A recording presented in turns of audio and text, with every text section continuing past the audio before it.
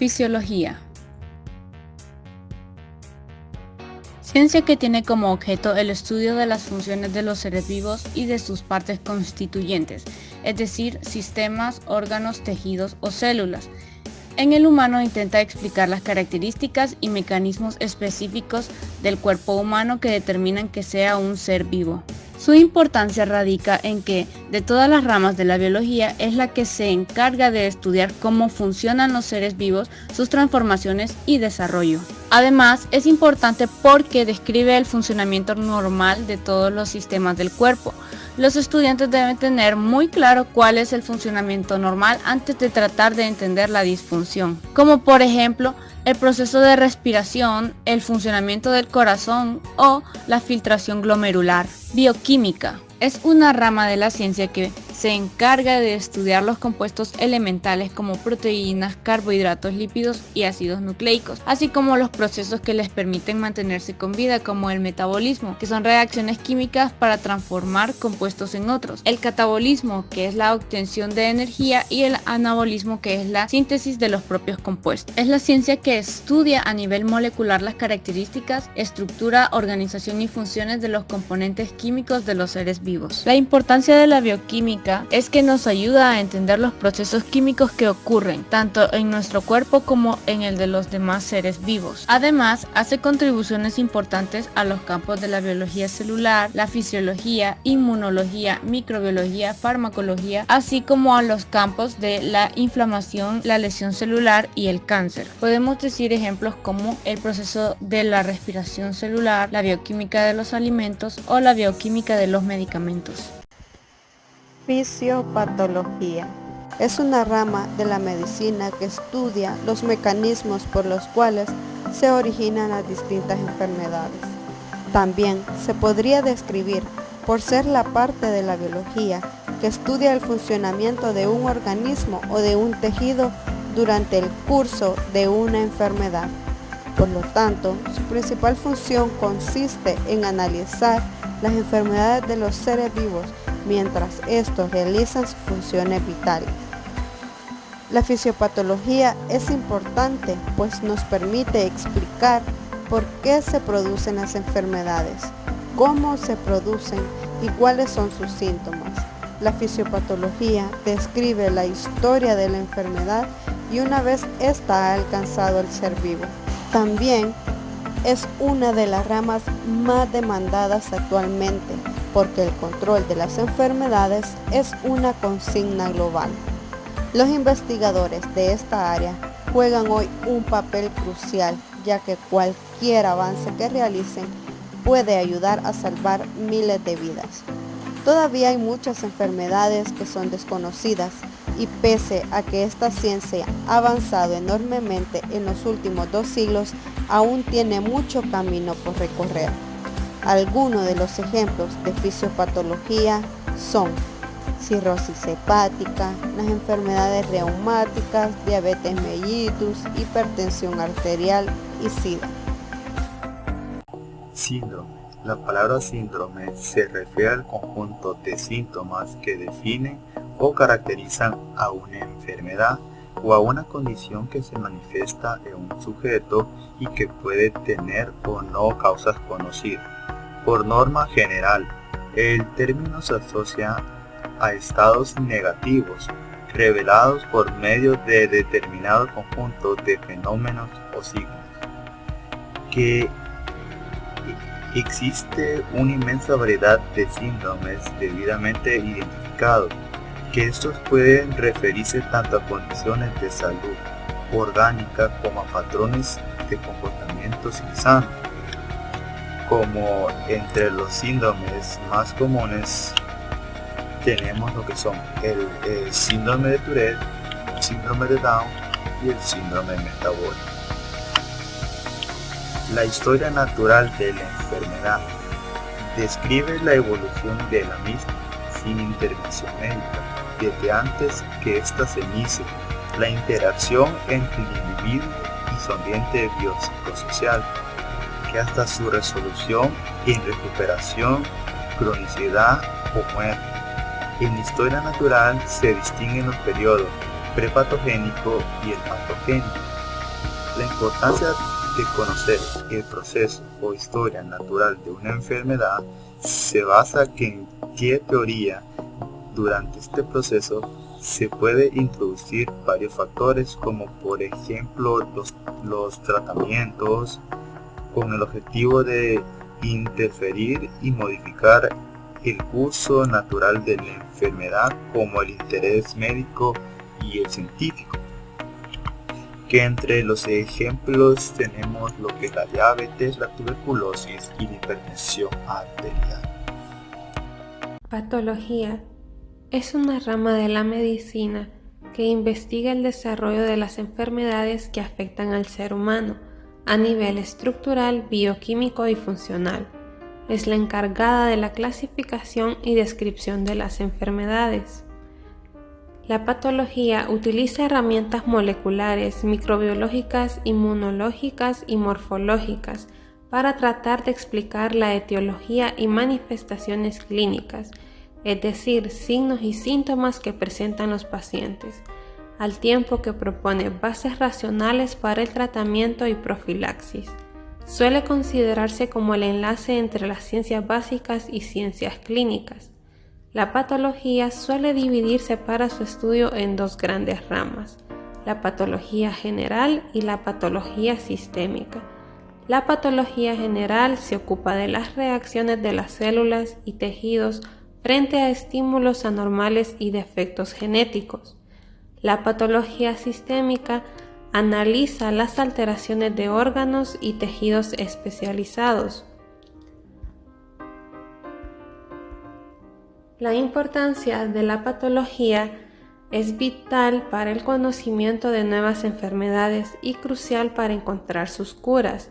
Posee cierto proceso que se debe seguir para el buen control de una enfermedad. Como ejemplos de patología está el cáncer, la diabetes y enfermedades respiratorias, como por ejemplo el asma, la bronquitis o algún resfriado común. Etiología. La etiología significan las causas que han producido la enfermedad. Estas pueden ser genéticas, microbiológicas o incluso morfológicas. Su importancia es que cuando se conoce la causa de una enfermedad, esta facilita la investigación de un tratamiento específico o, en su defecto, un tratamiento para mejorar la calidad de vida del paciente.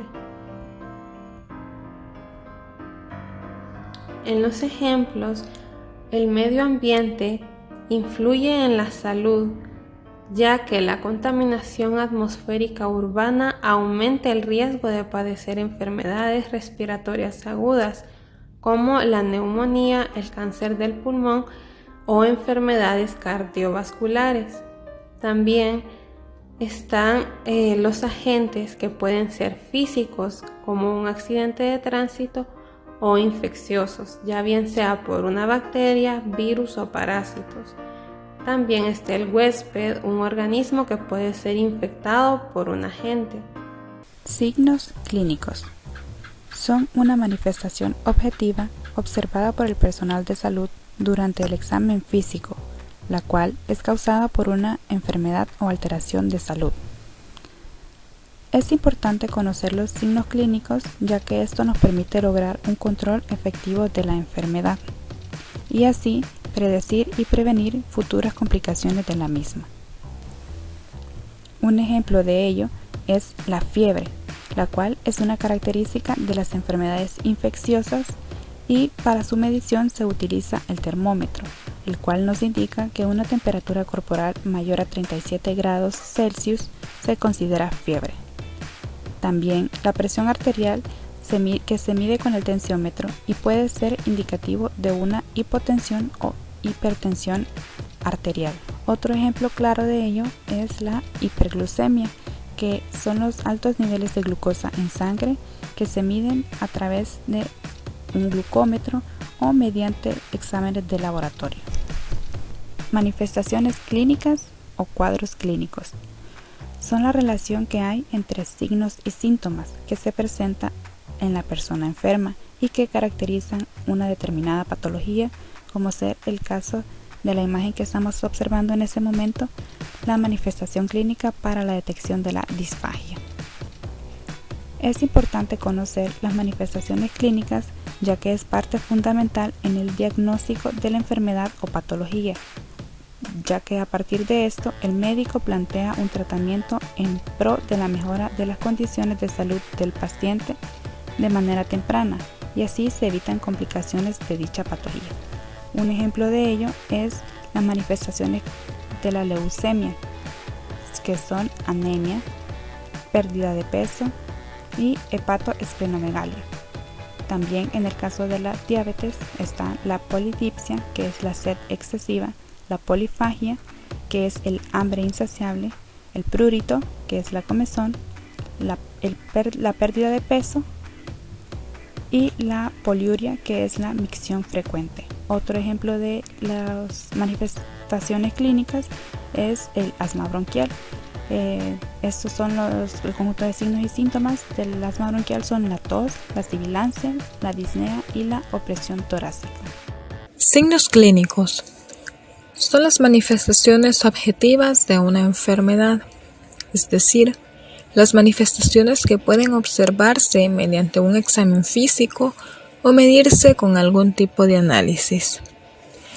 La importancia de los signos clínicos consiste en que cuando unimos los signos y los síntomas que presenta el paciente, construimos un síndrome y pesquisamos todas las posibles enfermedades que éste pueda presentar. Indagamos sobre sus causas y hacemos el diagnóstico comparando el cuadro clínico que presenta el paciente con el de las posibles enfermedades que pueda presentar. Algunos de los ejemplos de signos clínicos tenemos: fiebre, enrojecimiento de alguna zona del cuerpo, secreción nasal, elevación de los niveles de glucosa, vómito, entre otros. Los factores de riesgo. Un factor de riesgo es algo que aumenta la probabilidad de tener una enfermedad. Esto puede ser cualquier característica o circunstancia detectable de una persona o grupo de personas que se asocia con la probabilidad de estar especialmente expuesto a desarrollar o a padecer un proceso mórbido. Sus características se asocian a un cierto tipo de daño a la salud. Dentro de algunos ejemplos de los factores de riesgo tenemos la edad, los antecedentes familiares, el tabaquismo, consumo excesivo de alcohol, las elecciones nutricionales, que muchas veces no son muy saludables, la inactividad física, pasar mucho tiempo al sol sin protección, mantener relaciones sexuales sin protección. Es importante conocer los factores de riesgo porque puede ayudar a las personas a tomar precauciones a medida que avanza en su vida diaria. Comprender mejor cómo podría afectar su propia salud, anticipar el tratamiento médico que podría necesitar y reducir su riesgo controlando cualquier afección que tenga. Los factores desencadenantes son aquellos cuya exposición origina la aparición de los síntomas en los pacientes con asma, pudiendo causar una crisis asmática. Entre ellos están las infecciones por virus y la contaminación ambiental. Las infecciones por virus son aquellas causadas por un virus y suele ser la causa de una enfermedad leve como un resfriado o una gastroenteritis viral. Y cuando hablamos de la contaminación ambiental, recordemos que es la presencia en el ambiente de sustancias o elementos dañinos para los seres humanos y los ecosistemas. Los alérgenos profesionales también presentes en el ambiente de trabajo, como la harina de los panaderos, los ácaros, los hongos y el polen, la piel y el pelo de algunos animales como el gato, también como animales como el perro, las cucarachas, los olores químicos, todo esto incluyendo algunos medicamentos como la aspirina o los antiinflamatorios. algunos alimentos como la leche de vaca, los huevos, los frutos secos y otros. También incluimos que el ejercicio, también el estrés. Recordemos que hay diferentes tipos de estrés como emocionales, ambientales o climatológicos, los metabólicos. Hay estrés ocasionado por aspectos físicos.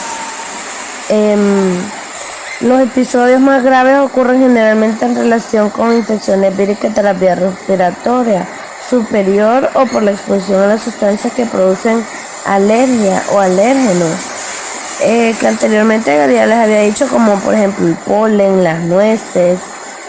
En más de la mitad de las personas adultas con asma y en el 80% de los niños y niñas, la causa que produce el asma es la alergia. A su vez, el 15% de los casos de asma en las personas adultas es de origen laboral, como por ejemplo los peluqueros, los panaderos, los trabajadores de la industria química, las farmacéuticas, del plástico y la limpieza. También se encuentran los profesionales más afectados. Todo esto conlleva a ser los factores desencadenantes. Ya si hablamos de los factores atenuantes, recordemos que los factores atenuantes son las circunstancias que disminuyen el dolor. Por ejemplo, el descanso, diferentes posiciones corporales, de ahí acciones o circunstancias que impiden o moderan la evolución de un incidente hacia la provocación de un daño. Cuando el incidente ha comenzado, aunque no haya producido el daño, si se detecta, se produce a lo que se denomina recuperación, que es la combinación entre la detección y la atenuación. Entonces, en pocas palabras, ¿qué es morbilidad?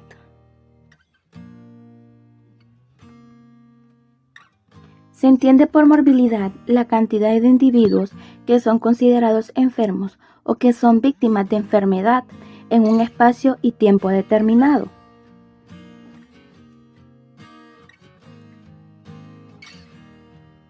¿En qué consiste su importancia? La morbilidad es un dato estadístico importante para medir la evaluación o retroceso de alguna enfermedad, evaluar su importancia sanitaria y determinar las posibles soluciones. Las tasas de morbilidad más frecuentes usadas son las siguientes: prevalencia, que es la frecuencia de todos los casos antiguos y nuevos, y la incidencia, que es la rapidez con la que ocurre una enfermedad. Ejemplos de morbilidad: enfermedades isquémicas del corazón, malformaciones congénitas del sistema circulatorio, enfermedades hipertensivas, enfermedades cardiopulmonares, entre otras. ¿Qué es la mortalidad? Según la OMS, la mortalidad se refiere al número y causas de disfunciones producidas en un lugar y en un intervalo de tiempo. En este sentido, se discrimina la mortalidad de acuerdo a los siguientes tipos, que es mortalidad por causas endógenas, que agrupa aquellas muertes producidas por condiciones genéticas de los individuos, como por ejemplo traumatismos de nacimiento, malformaciones congénitas, enfermedades autoinmunes o envejecimiento. Y la mortalidad por causas exógenas, que se refiere a las muertes producidas por factores externos al sujeto, como por ejemplo enfermedades infecciosas o parasitarias, accidentes o violencia.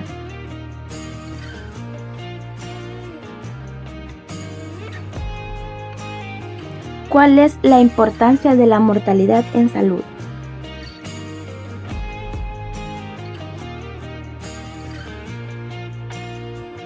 La importancia de estudiar la mortalidad se deriva de los aspectos relacionados a indicadores, como la edad y sexo, entre otros, que son empleados frecuentemente como indicadores de estado de salud y condiciones de vida de la población.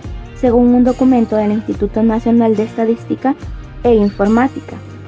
Las mediciones estadísticas de los fallecimientos a nivel nacional y conocer las causas contribuyen a crear políticas públicas y mejorar los sistemas de salud. Algunos ejemplos de mortalidad son neumonías, diarreas, nacimientos prematuros, infecciones neonatales, cáncer, entre otros.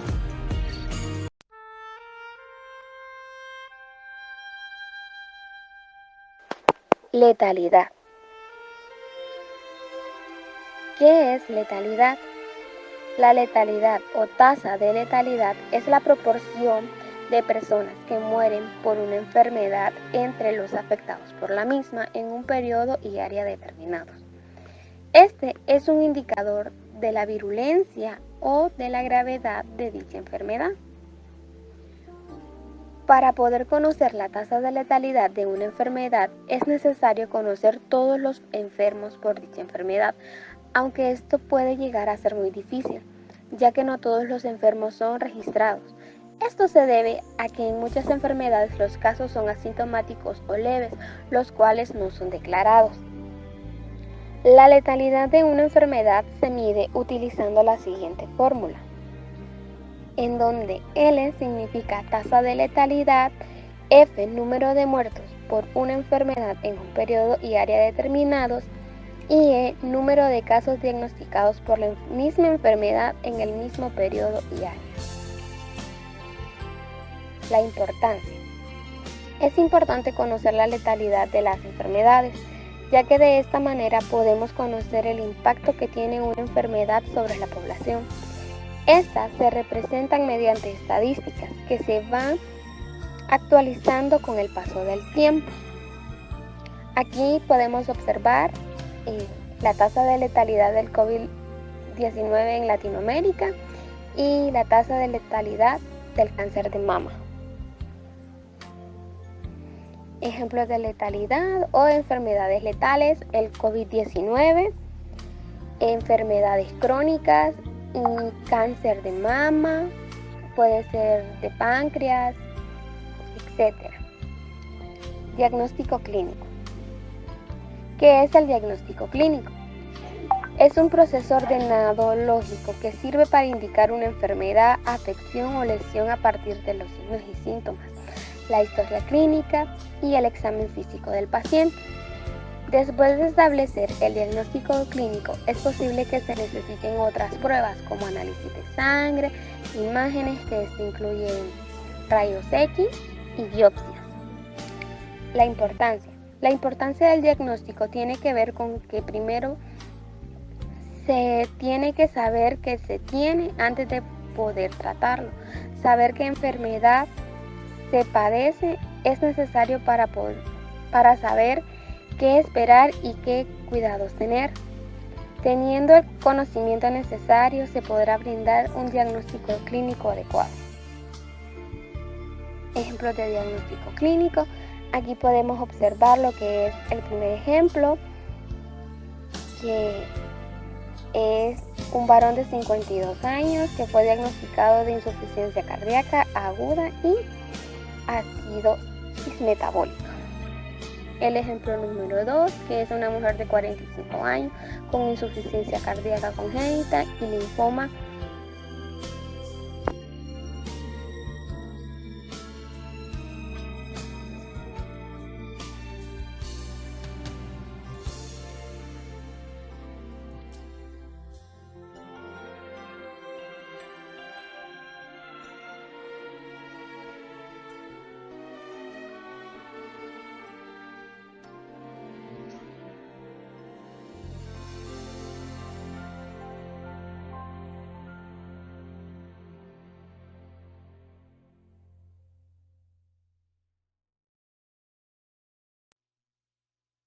El diagnóstico diferencial es un proceso en el que el médico diferencia entre dos o más afectaciones que podrían estar detrás de los síntomas de una persona. Sin embargo, a menudo no existe una única prueba de laboratorio que pueda diagnosticar definitivamente la causa de los síntomas de una persona. Esto se debe a que hay muchas afectaciones que comparten síntomas iguales o similares y algunas se presentan de diferente forma. Para hacer un diagnóstico es posible que un médico deba utilizar una técnica llamada diagnóstico diferencial. El diagnóstico diferencial combina los conocimientos teóricos y prácticos adquiridos durante los estudios médicos, el examen clínico, los síntomas del paciente y los exámenes complementarios biológicos y radiológicos. La importancia del diagnóstico diferencial, una de ellas es que en el proceso que se lleva a cabo para diferenciar una enfermedad es obtener un conocimiento profundo por parte del personal, una evaluación individualizada y la participación activa del individuo a la hora de ofrecer toda la información que sea relevante. Los ejemplos que podemos tener en este diagnóstico son los dolores de pecho. El dolor de pecho es un síntoma que puede tener muchas causas. Algunos son relativamente leves, mientras que otros son graves y requieren atención médica. Si una persona experimenta dolor en el pecho, el médico debe hacer preguntas para determinar ciertos factores como la ubicación, la gravedad y la frecuencia del dolor. Al hacer estas preguntas es de esperar que el médico pueda clasificar el dolor del pecho. Una vez que el médico haya determinado el tipo de dolor, ordenará pruebas del diagnóstico para determinar la causa posible. Otros de los ejemplos es el dolor de cabeza. Los dolores de cabeza son un problema común. Debido a esto puede ser difícil para un médico determinar cuándo un dolor de cabeza es una irritación benigna y cuándo es un problema de salud grave. Durante el diagnóstico diferencial, un médico buscará señales de alerta que indiquen que el dolor de cabeza es más que un simple inconveniente. El médico hará unas preguntas para determinar si el dolor de cabeza representa un riesgo grave para la salud de la persona, y en algunos casos el médico puede realizar un examen neurológico para así poder evaluar los múltiples factores. Un golpe. El accidente cerebrovascular requiere un diagnóstico y tratamiento oportuno. Debido a esto, muchos médicos recurren a un método de diagnóstico. El médico recibirá el historial médico de una persona para ver si hay alguna condición médica y pueda aumentar su riesgo de accidente cerebrovascular. Luego el médico ordenará uno o más pruebas para diagnosticar. Diagnóstico laboratorial. Los exámenes de laboratorio constituyen una herramienta útil en la actividad médica, utilizado juntamente con la historia clínica y el examen físico del paciente. Se ordena que para confirmar o descartar un diagnóstico clínico, para prevenir enfermedades o para dar seguimiento a la evolución de una enfermedad. La importancia de un buen diagnóstico preciso y completo puede ser vital en muchos aspectos, ya que nos permite instaurar las medidas correctas más idóneas en cada caso. Por ejemplo, tenemos un procedimiento médico para diagnosticar diabetes. El médico se orienta sobre los síntomas característicos como poliuria, mucha orina, polidipsia, mucha sed o polifagia, mucho apetito. Razones para ordenar las pruebas repetitivas, que en este caso serían glucosa sanguínea en ayuno y tolerancia oral a la glucosa sanguínea a cualquier hora del día. Diagnóstico socioeconómico.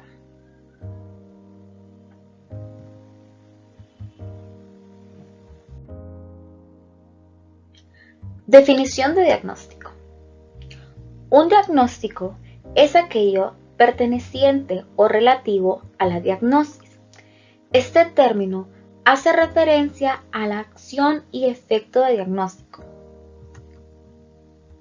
Un diagnóstico es recoger y analizar datos para evaluar problemas de diversas naturalezas. Tipos de diagnóstico: médico, socioeducativo, médico físico, financiero, y el que vamos a hablar es socioeconómico.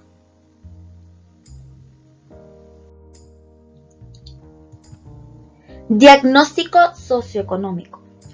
comprende una visión de lo que ocurre con el proceso económico real, con la situación social y con el régimen político y la estructura de poder prevaleciente. Unos ejemplos son los de primaria y secundaria.